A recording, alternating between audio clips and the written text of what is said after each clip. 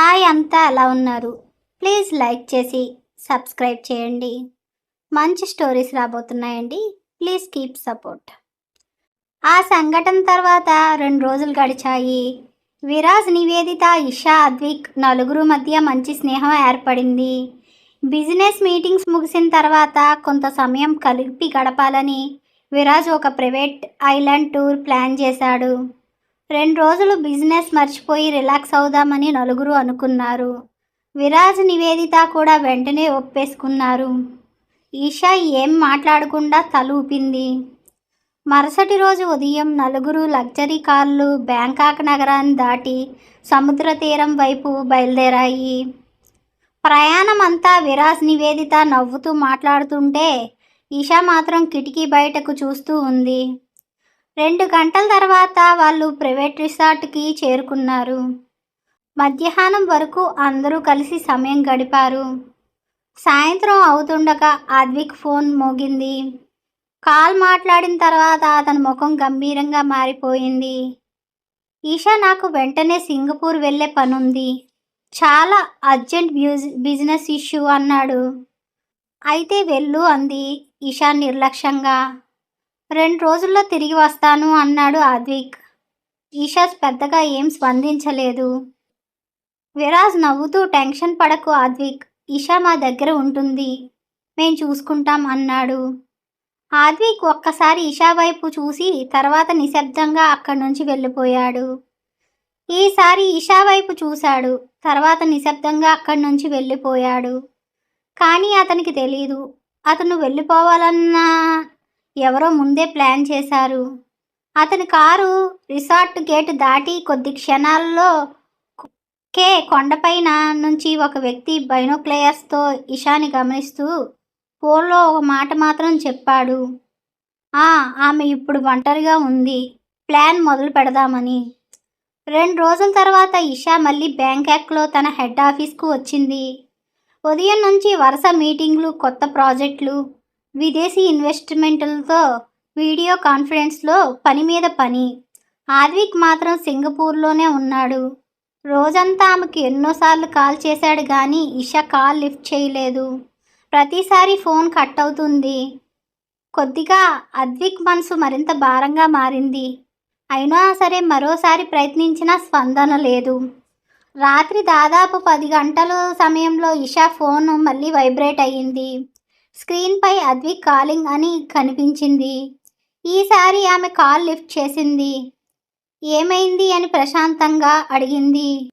ఇంకో 5 గంటల్లో బ్యాంకాక్ చేరుకుంటాను అన్నాడు అద్విక్. సరే అని ఒక్క మాటతో ఫోన్ కాల్ కట్ చేసింది. అప్పటికే ఆఫీస్లో ఉద్యోగులందరూ వెళ్ళిపోయారు. 68వ అంతస్తు మొత్తం ఫ్లోర్లో ఇషా ఒక్కతే ఉంది. కానీ అది ఆమెకి కొత్త కాదు. రాత్రంతా పనిచేయడం ఆమెకు అలవాటే. ఈ బిల్డింగ్ ఆసియాలోనే అత్యంత సురక్షితమైన కార్పొరేట్ టవర్. బయట 3 లేయర్ల సెక్యూరిటీ, ప్రతి గేట్ దగ్గర గార్డులు, వందలాది సీసీ కెమెరాలు, లోపల ప్రతి ఫ్లోర్లో 24 గంటల సెక్యూరిటీ సిబ్బంది. బయోమెట్రిక్ యాక్సెస్ లేకుండా ఒక్క అడుగు కూడా వెయ్యలేని వ్యవస్థ. అయినా అదే క్షణం బిల్డింగ్ టాప్ ఫ్లోర్లో ఒక సీసీ కెమెరాలో నెమ్మదిగా మరోవైపు తిరుగుతుంది. దాన్ని ఎవరూ గమనించలేదు. ఈషా తన క్యాబిన్లోకి వెళ్ళి ఫ్రెష్ అయ్యింది. Black silk shirt, white trouser మార్చుకుని తిరిగి తన టేబుల్ దగ్గర కూర్చుని కాఫీ కప్ చేతిలోకి తీసుకుని ల్యాప్టాప్ ఓపెన్ చేసింది. వరుసగా ఫైల్ చెక్ చేస్తూ ఒక డాక్యుమెంట్పై సంతకాలు చేస్తుంది. బయట సమయం అర్ధరాత్రి దాటిపోయింది కానీ ఆమెకు అది కొత్త కాదు. ఇంకో 5 గంటల్లో వస్తానని అద్విక్ చెప్పిన మాట కూడా ఆమెకు గుర్తొచ్చింది. వచ్చాక ఒక విషయం అడగాలి అని మనసులో అనుకుంది. కానీ వెంటనే ఆలోచన పక్కన పెట్టి మళ్ళీ పనిలో మునిగిపోయింది. మొత్తం ఫ్లోర్ నిశ్శబ్దంగా ఉంది. కీబోర్డ్ శబ్దం తప్పితే ఇంకేం వినిపించట్లేదు. బయట 24 గంటలు సెక్యూరిటీ, ప్రతి కారిడార్లో గార్డులు, ప్రతి మూలన సీసీ కెమెరాలు. అయినా ఆ రాత్రి ఏదో విచిత్రమైన శబ్దం బిల్డింగ్ మొత్తం అలుముకుంది. ఈషా మరో ఫైలు ఓపెన్ చేయబోతుండగా ఆమె టేబుల్పై ఉన్న కాఫీ కప్పు స్వల్పంగా కదిలింది. గాలో లేదా భూకంపమో తెలియలేదు తనకి. ఆమెకు అర్థం కాలేదు. ఆమె నెమ్మదిగా తలెత్తి గాజుగోడ వైపు చూసింది. అక్కడ దూరంగా ఎవరో నిలబడి ఉన్నట్లు ఒక నీడ కనిపించింది. ఇషా వెంటనే తన చైర్ నుంచి లేచి గాజుగోడ దగ్గరికి నడిచింది. కానీ కాసేపటి క్రితం కనిపించిన నీడ అక్కడ లేదు. కింద మెరిసిపోతున్న బ్యాంకాక్ నగరం మాత్రం కనిపిస్తుంది. బహుశా అలసట వల్ల అని తనలో తాను అనుకుని మళ్ళీ టేబుల్ దగ్గరికి వచ్చింది. అంతలోనే ఆమె ల్యాప్టాప్ స్క్రీన్ ఒక్కసారిగా బ్లాక్ అయింది. కొన్ని క్షణాల తర్వాత స్క్రీన్పై తెల్లటి అక్షరాలు మెరుస్తూ కనిపించాయి. Don't trust anyone. ఇషా వెంటనే కీబోర్డ్ కొన్ని కమాండ్లు టైప్ చేసింది. కానీ సిస్టమ్ స్పందించలేదు. మరో వాక్యం స్క్రీన్పై కనిపించింది. అతను వస్తున్నాడు, కానీ నిన్ను కాపాడటానికి కాదు. అదే సమయంలో బయట కారిడార్లో ఎవరో నడుస్తున్న అడుగుల శబ్దం వినిపించింది. ఈషా వెంటనే క్యాబిన్ తలుపు తెరిచి మొత్తం కారిడార్ ఖాళీగా ఉంది. కానీ నేలపై ఒక నల్లటి గులాబీ పువ్వు మాత్రం పడి ఉంది. ఆ పువ్వు చేతిలోకి తీసుకున్న క్షణంలో ఆమె ఫోన్ మోగింది. స్క్రీన్పై పేరు కనిపించింది, అద్విక్ కాలింగ్. ఈషా వెంటనే కాల్ లిఫ్ట్ చేసింది. హలో అంది.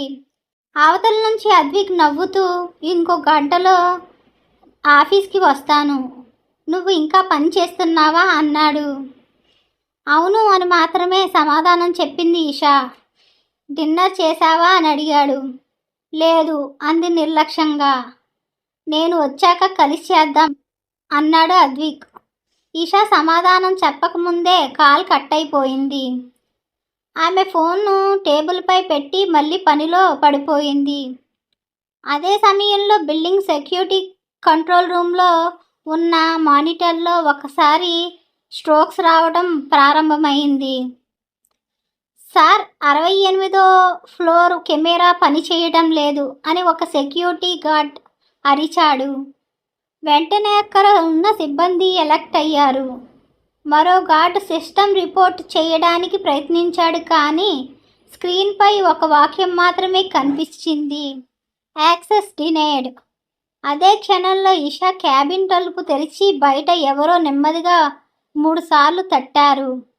టక్ టక్ టక్. ఇషా గడియారం వైపు చూసింది. అర్ధరాత్రి దాటిపోయింది. ఈ సమయంలో తన ఫ్లోర్కి ఎవరు వస్తారు? ఆమె నెమ్మదిగా తలుపు వైపు నడిచింది. ఆ తలుపు తెరిచేసరికి కారిడార్ మొత్తం ఖాళీగా చీకటిగా ఉంది. కానీ తలుపు ముందు నేలపై ఒక చిన్న నల్లటి బాక్స్ కనిపించింది. ఈషా కొన్ని క్షణాలు ఆ నల్లటి బాక్స్ వైపు చూస్తూ నిలబడింది. చుట్టూ మరోసారి చూసింది. కారిడార్ మొత్తం చీకటిగా నిశ్శబ్దంగా ఉంది. ఒక్క సెక్యూరిటీ గార్డ్ కూడా అక్కడ కనిపించట్లేదు. ఆమె నెమ్మదిగా వంగి బాక్స్ను చేతిలోకి తీసుకుంది. బాక్స్పై ఆమె పేరు ఉంది, ఈషా రెడ్డి అని. క్యాబిన్లోకి వెళ్ళి బాక్స్ టేబుల్పై పెట్టింది. కొద్దిసేపు ఆలోచించిన తర్వాత దాన్ని తెరిచింది. లోపల ఒక నల్ల పెన్ డ్రైవ్, ఒక వెండి తాళం చెవి, ఇంకో చిన్న కాగితం ఉన్నాయి. ఆ కాగితంపై ఒక వాక్యం మాత్రం రాసి ఉంది, నీకు నిజం తెలుసుకోవాలనుకుంటే ఈరోజు రాత్రి 2 గంటలకు టాప్ ఫ్లోర్లో ఒంటరిగా రా. అదే క్షణంలో ఆమె ఫోన్ మళ్ళీ మోగింది. స్క్రీన్పై అద్విక్ పేరు కనిపించింది. ఈషా, నేను బిల్డింగ్కి మరో 10 నిమిషాల్లో చేరుకుంటాను అన్నాడు. ఈషా టేబుల్పై ఉన్న పెన్ డ్రైవ్ వైపు ఒక్కసారి చూసింది. తర్వాత ప్రశాంతంగా సరే నేను వెయిట్ చేస్తాను అని కాల్ కట్ చేసి వెంటనే ఆ పెన్ డ్రైవ్ను తన కోట్ జేబులో వేసేసుకుంది. ఆమె మనసులో మాత్రం ఒక నిర్ణయం తీసుకుంది. అద్విక్ వచ్చేలోపు టాప్ ఫ్లోర్కి వెళ్ళి అసలు నిజం తెలుసుకోవాలని.